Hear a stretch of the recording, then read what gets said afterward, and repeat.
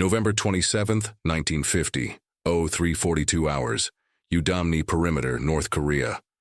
Private First Class Robert Hammond, 21 years old, 7th Marine Regiment, pressed his M1 Garand rifle against his chest and realized he could no longer feel his trigger finger. The temperature had plummeted to minus 25 degrees Fahrenheit, but the wind screaming down from the Taebaek Mountains made it feel like minus 54. Around him, in fighting positions hastily dug into frozen ground so hard it had taken explosives to break through. 8. Taizundaran Marines and soldiers were discovering that their most dangerous enemy wasn't the 60,000 Chinese troops surrounding them. It was the cold itself. Hammond's canteen had frozen solid 3 hours ago. The morphine syrettes taped to his gear were useless blocks of ice. The oil in his rifle had congealed into sludge that made the bolt almost impossible to operate. And when he exhaled, the moisture from his breath instantly froze into tiny ice crystals that locals called diamond dust, creating a glittering cloud that hung in the air and marked his position for any enemy sniper watching from the ridgelines above. But the worst part, the part that filled him with a terror he'd never experienced in combat, was the sound coming from the aid station 50 yards behind his position. The screaming, continuous, desperate screaming from men whose feet had frozen solid inside their boots, whose hands had turned black with frostbite, whose bodies were shutting down from hypothermia even as medics worked frantically to save them. Hammond had survived Guadalcanal. He'd fought through Peleliu. He'd seen men torn apart by machine gun fire and blown to pieces by artillery. But he'd never heard sounds like this. This wasn't combat.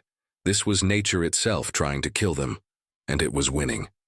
The Korean War's winter of 1950-1951 would prove to be one of the coldest on record in that region, with temperatures regularly dropping below minus 30 degrees Fahrenheit, and wind chills reaching minus 60. For American forces, most of whom had been rushed from occupation duty in Japan or from bases in the continental United States, it became a nightmare beyond anything their training had prepared them for. The United States military in late 1950 was designed, equipped, and trained for conventional warfare in temperate climates. The standard-issue winter gear consisted of wool uniforms, leather boots, cotton socks, and cloth gloves, equipment that might have been adequate for a winter in France or Germany, but was catastrophically insufficient for a Korean winter in the mountains. When the Chinese People's Volunteer Army launched its massive counteroffensive on November 25, 1950, American forces found themselves fighting two enemies simultaneously: the Chinese military and the most brutal winter conditions any American army had faced since Valley Forge in 1777-1778. What followed was a cascade of suffering, adaptation, and survival that would fundamentally change how the United States military approached cold weather warfare. Robert Hammond had grown up in Sacramento, California, where winter meant temperatures in the 40s and occasional rain. He'd enlisted in the Marines in 1948, spent 2 years in the Pacific, and had exactly zero experience with extreme cold. When his unit received orders to Korea in September 1950, they'd been issued summer uniforms. The assumption, shared by everyone from General Douglas MacArthur down to the newest private, was that the war would be over by Christmas. They'd march to the Yalu River.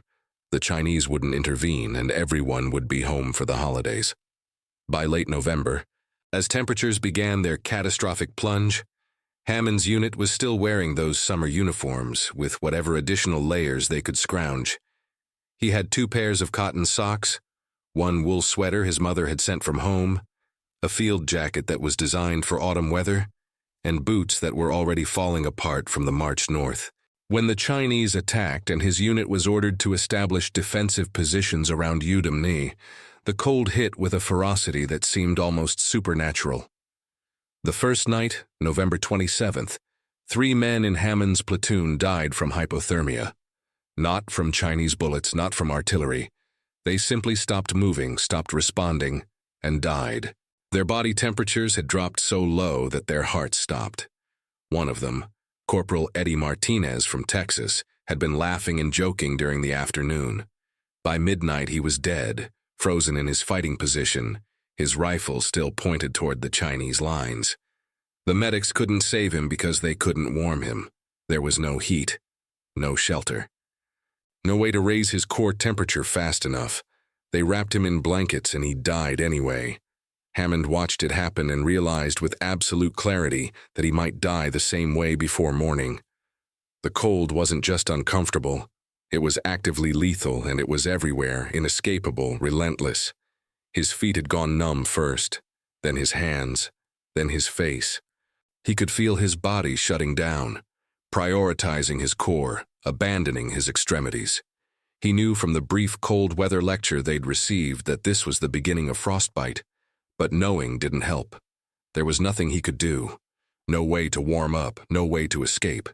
He could only endure and hope his body could outlast the night. Around him, other Marines were experiencing the same nightmare.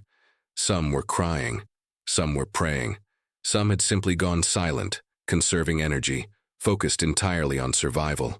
The Chinese, meanwhile, seemed to move through the cold like ghosts.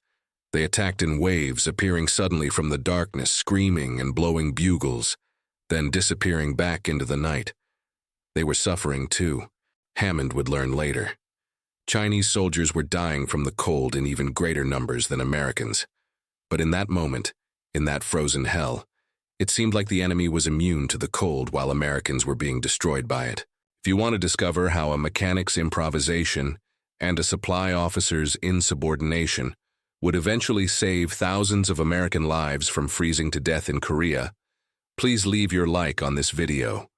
It helps us share more forgotten stories like this. And subscribe to the channel if you haven't already, so you don't miss the next episodes. The human body begins to experience hypothermia when core temperature drops below 95 degrees Fahrenheit. At 90 degrees, confusion and irrational behavior set in.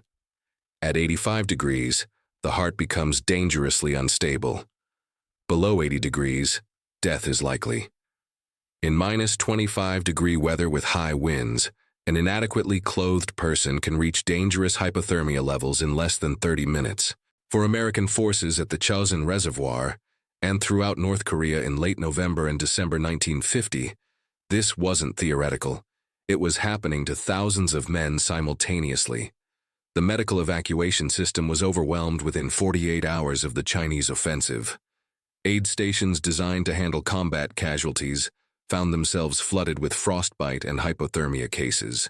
Doctors and medics themselves, suffering from the cold, worked in unheated tents trying to save men whose feet had frozen so solid they couldn't remove their boots without cutting them off. When they did remove the boots, they found feet that had turned purple, then black, tissue dead from lack of blood flow. The standard treatment for frostbite, gradual rewarming in water between 98 and 102 degrees Fahrenheit, was impossible. There was no hot water. There were no heating systems. The best they could do was wrap affected limbs in blankets and hope for the best.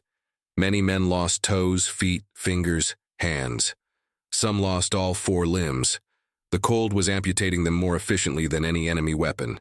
Captain James Morrissey, a surgeon with the 1st Marine Division, would later write in his after-action report that the frostbite casualties in the first week of December 1950 exceeded all combat casualties by a ratio of 3 to 1.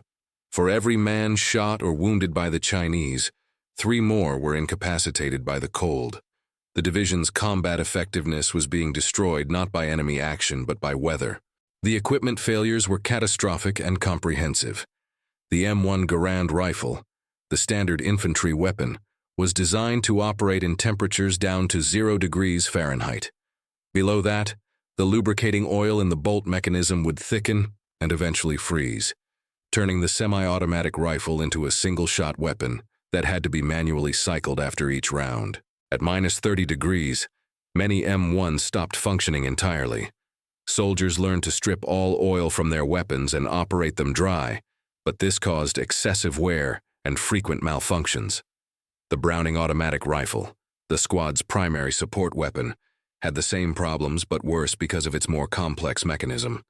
Machine guns froze, mortars froze, vehicle engines froze solid overnight and couldn't be restarted without building fires underneath them. Fires that took hours to generate enough heat and that marked positions for enemy artillery. Batteries died, Radios stopped working.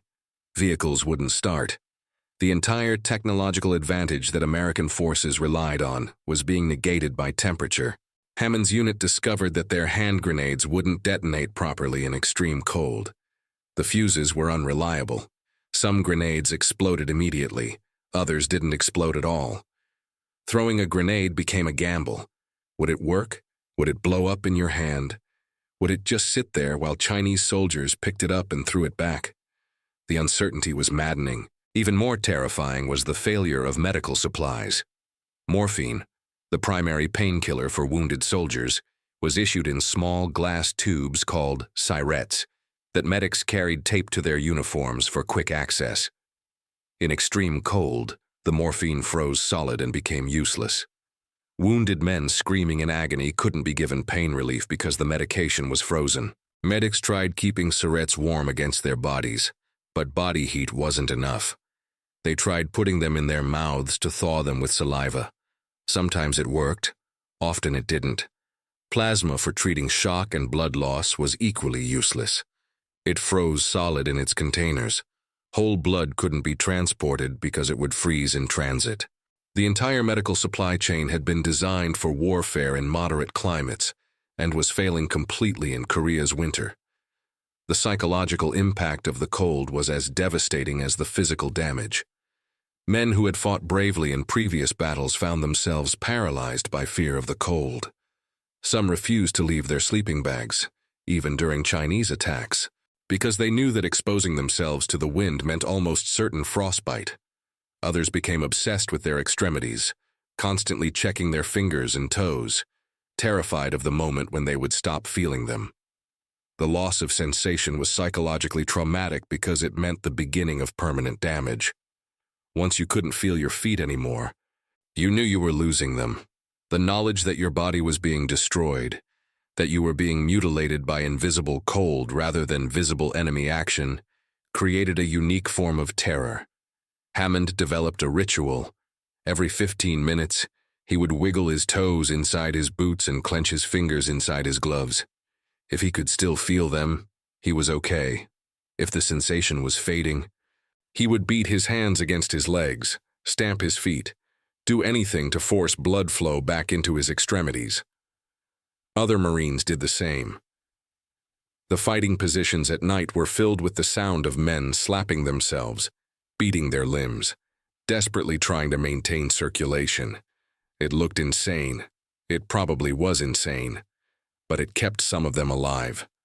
The nights were the worst. Temperatures dropped even further after sunset, and the wind intensified. Men huddled together in fighting positions, sharing body heat, but it was never enough.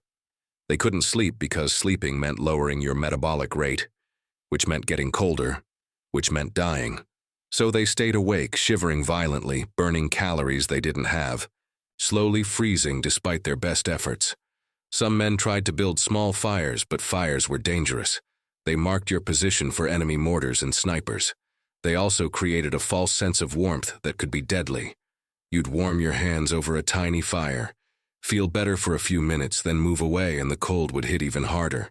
The contrast made it worse. Better to stay consistently cold than to experience warmth and lose it. How many of you have a grandfather, a father, an uncle who served in Korea and never talked about what they lived through? These stories are disappearing. Leave a comment now saying just, "My grandfather served," or "My father served in Korea." When you comment, you're not just honoring your family. You're preserving memory for the next generations. Let's create a living memorial here in the comments. The Chinese People's Volunteer Army was suffering even more than American forces, though this was little comfort to Hammond and his fellow Marines at the time. Chinese soldiers were equipped with quilted cotton uniforms, cloth shoes, and minimal cold weather gear. They had no sleeping bags, no tents, no heating equipment. They attacked in human waves, partly because of tactical doctrine, but partly because attacking, moving, generating body heat was the only way to avoid freezing to death. Chinese casualties from cold exposure in December 1950 are estimated at over 30 Wild men, far exceeding their combat losses. Entire Chinese units were found frozen in their positions. Soldiers dead from hypothermia while waiting to attack. But this didn't help American forces who were also freezing. The cold was killing everyone. It was the great equalizer, the enemy that didn't care about nationality or ideology or military superiority. It just killed. The breakthrough that would eventually save thousands of American lives came not from high command or from Pentagon planners, but from a supply sergeant in Pusan and a quartermaster officer who was willing to break regulations. Master Sergeant William Chen, a Chinese-American supply specialist with the 2nd Logistical Command, had been watching the casualty reports coming from the north with growing horror. He'd grown up in San Francisco's Chinatown, but his parents were from northern China, and he'd heard stories about winters there. He knew what minus 30 degrees meant. He knew the standard American cold weather gear was inadequate. And he knew that somewhere in the massive supply depots in Pusan, there had to be better equipment. The problem was bureaucracy. The United States military in 1950 operated on a strict requisition system. Units requested supplies through proper channels. Requests were reviewed, approved, and filled according to priority and availability.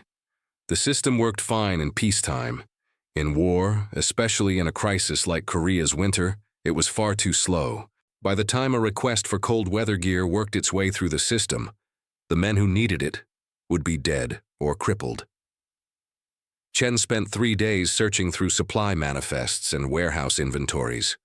What he found was both encouraging and infuriating. There were thousands of sets of proper cold weather gear in Pusan. Insulated parkas, insulated boots, thermal underwear, wool socks, insulated gloves, everything that soldiers in the north desperately needed. But it was all earmarked for units that hadn't even arrived in Korea yet, part of the planned expansion of forces for the spring offensive that everyone had expected to launch after the quick victory. The gear was sitting in warehouses while men froze to death 300 miles north. Chen brought this information to his commanding officer, Captain Robert Hendricks, a quartermaster officer from Minnesota who understood cold weather. Hendricks looked at the inventory lists, looked at the casualty reports, and made a decision that could have ended his career. He ordered Chen to lose the paperwork for the reserved cold weather gear and to begin shipping it north immediately to units at the Chosin Reservoir and along the retreat route. No requisitions, no approvals, no proper channels. Just load it on trucks and trains and get it moving. If anyone asked, Hendricks would take responsibility. Chen didn't hesitate. Within 6 hours, the first trucks loaded with cold weather gear were heading north. Within 24 hours, a steady stream of supplies was moving toward the front. Hendricks and Chen had bypassed the entire military supply system and were operating essentially as smugglers, stealing equipment from one part of the army to give to another part that needed it more. It was completely against regulations. It was also the right thing to do, and both men knew it.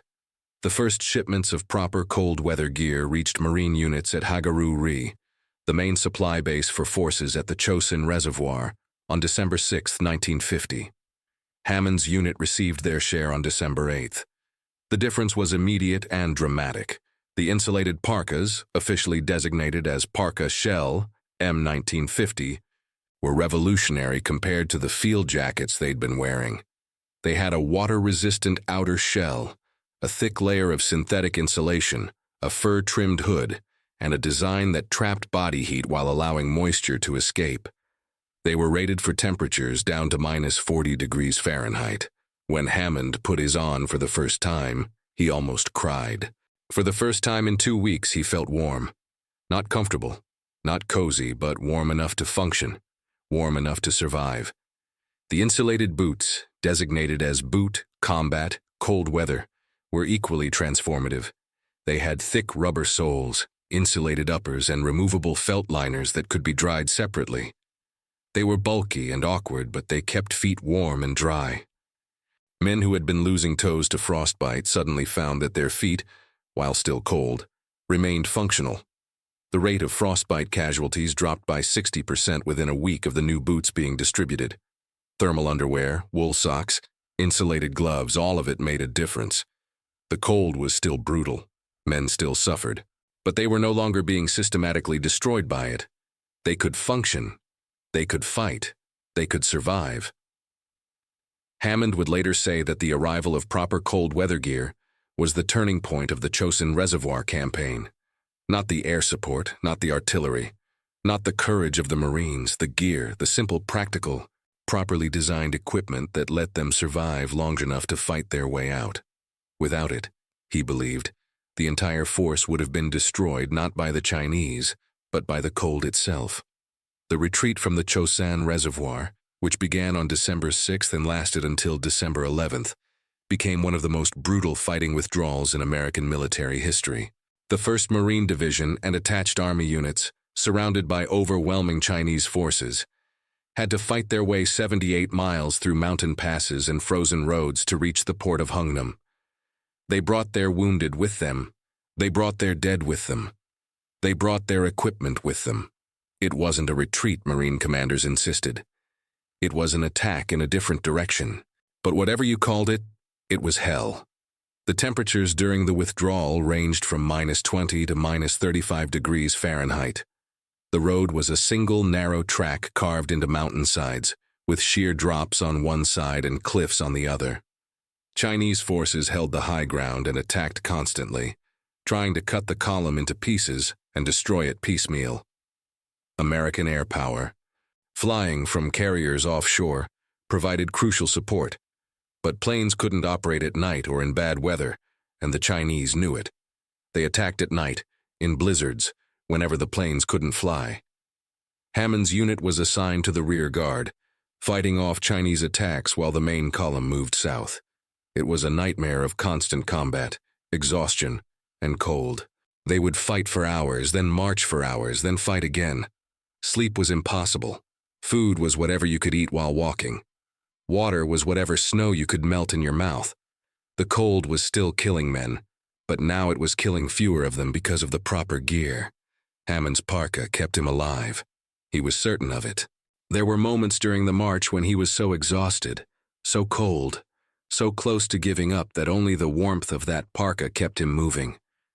Without it, he would have sat down, stopped moving, and died like so many others had in the first days of the Chinese offensive. The medical evacuation during the withdrawal was a logistical miracle and a human tragedy. Wounded and frostbite casualties were loaded onto trucks and driven south when possible, but the road was often blocked by destroyed vehicles or Chinese attacks. When trucks couldn't move, wounded men were carried on stretchers by their fellow soldiers. When stretchers weren't available, they were carried on backs. Nobody was left behind. The Marines had made that promise to each other, and they kept it. Every wounded man, every dead body, everything came out. The cost was staggering. Men already exhausted and cold had to carry additional weight. Some collapsed from the effort. Some died from exposure while carrying wounded comrades. But they kept going. The aid stations along the route were scenes of controlled chaos. Doctors and medics worked in unheated tents, their hands so cold they could barely hold surgical instruments, trying to save men who were dying from wounds, from frostbite, from hypothermia, from sheer exhaustion. They had better cold weather gear now, which helped, but the conditions were still brutal. Amputations were common.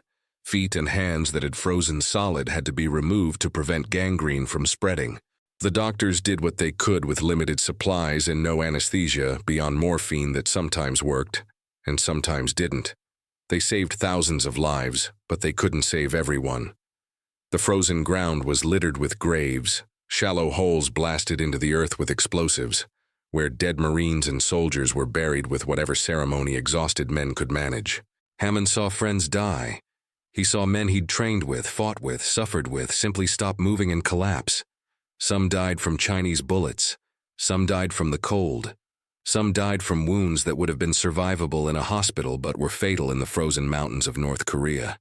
He kept moving because stopping meant dying, and he wasn't ready to die. The parka helped. The boots helped. The gear that Master Sergeant Chen and Captain Hendricks had smuggled north helped. It didn't make the march easy. Nothing could make it easy, but it made it survivable. The column reached Hungnam on December 11th.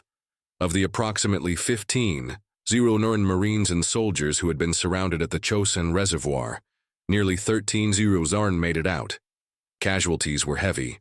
836 killed in action, 192 missing, 910 wounded, and over 7 non-battle casualties, most from frostbite and cold injuries. But they had survived. They had brought out their wounded and their dead. They had destroyed 7 Chinese divisions in the process, and they had proven that American forces, properly equipped and led, could survive and fight in the most extreme conditions. Hammond was evacuated from Hungnam with severe frostbite in both feet. He spent 3 months in hospitals in Japan and the United States. He lost 3 toes on his left foot and 2 on his right. He was medically discharged from the Marines in April 1951.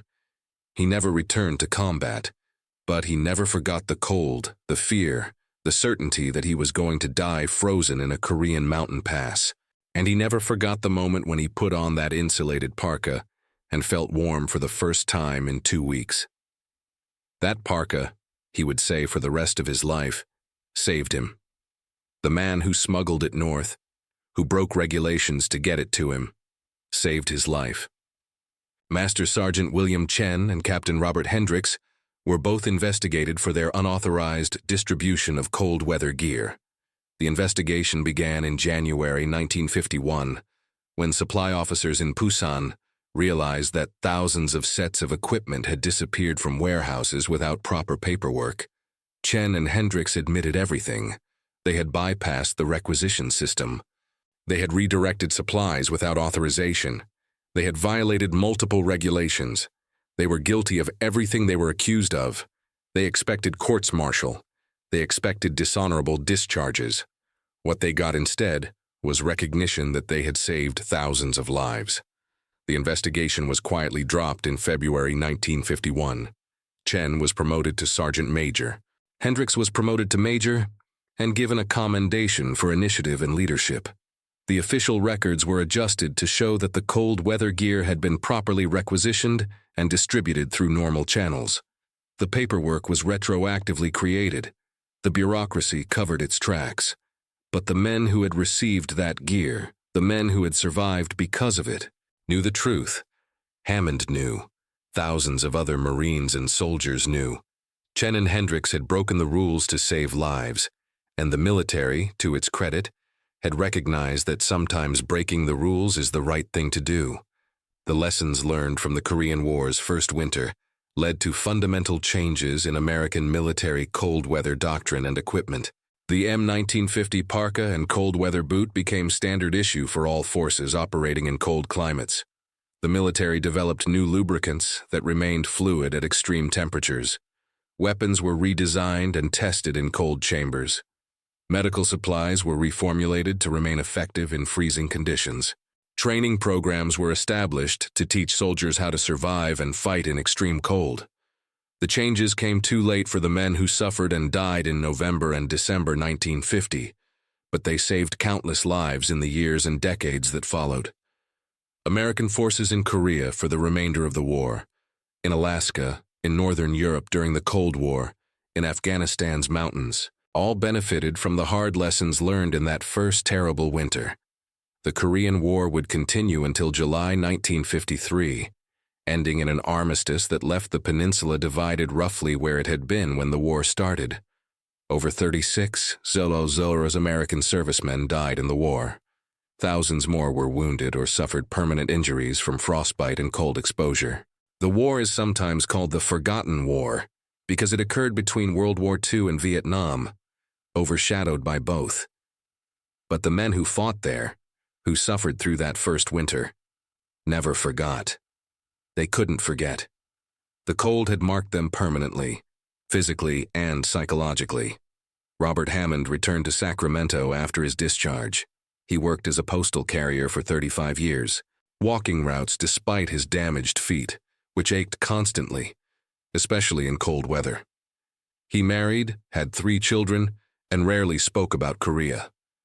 When his children asked about his military service, he would show them his feet, the missing toes, and say only that he'd been cold once, colder than they could imagine, and he never wanted to be that cold again. He attended Marine Corps reunions occasionally, where he would meet other Chosin veterans, men who understood without explanation what that winter had been like. They didn't talk much about the fighting. They talked about the cold. They talked about the fear. They talked about friends who hadn't made it out. And they talked about the parka, the boots, the gear that had saved them. Hammond died in 2003 at age 73. He was buried with military honors in Sacramento. His old M1950 parka, which he had somehow kept after his discharge, was buried with him. His family thought it was an odd request, but they honored it.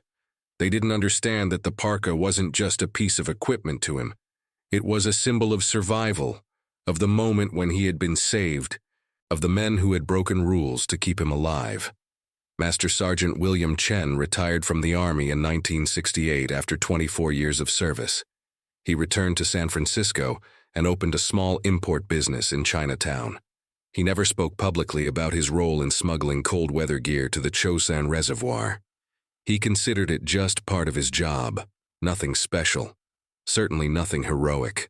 When reporters occasionally tracked him down for interviews about the Korean War, he would deflect questions about his own actions and instead talk about the men who had fought in the cold, the ones who had really suffered, the ones who deserved recognition. He died in 1995 at age 78, largely unknown outside of military supply circles, but remembered with deep gratitude by the thousands of men whose lives he had saved with his willingness to break regulations. Captain Robert Hendricks, promoted to colonel by his retirement in 1970, also rarely discussed his role in the unauthorized supply distribution. He returned to Minnesota, worked in logistics for a private company, and lived quietly until his death in 2008 at age 89. In his personal papers found after his death was a folder containing letters from Marines and soldiers thanking him for the cold weather gear, letters he had saved for nearly 60 years. One letter from a Marine corporal said simply, "You saved my life. I don't know who you are, but someone told me a supply officer in Pusan sent us the parkas that kept us alive. Thank you. I have a wife and a baby daughter I never would have met without you. Thank you."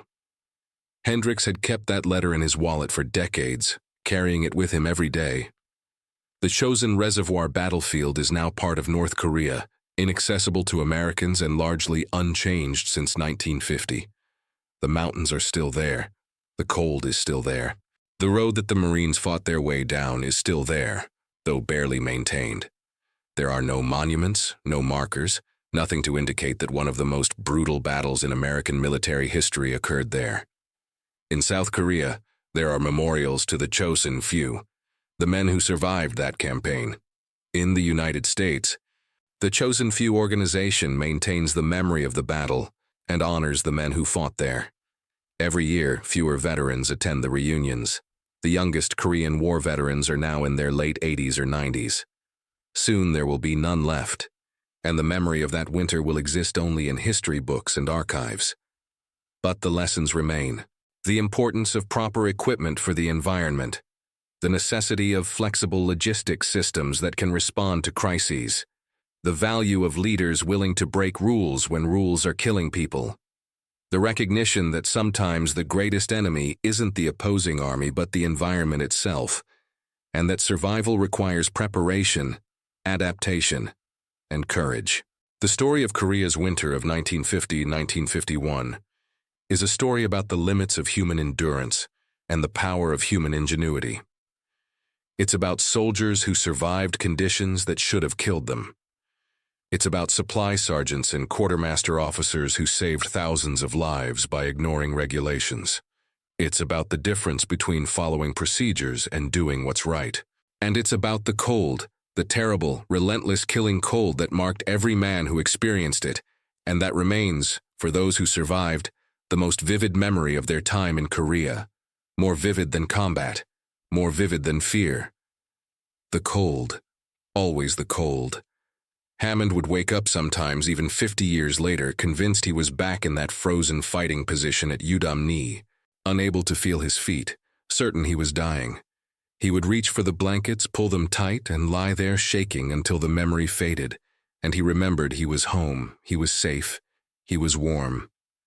The cold never completely left him. It never left any of them. It was the nightmare that followed them home, the enemy that couldn't be defeated, only survived.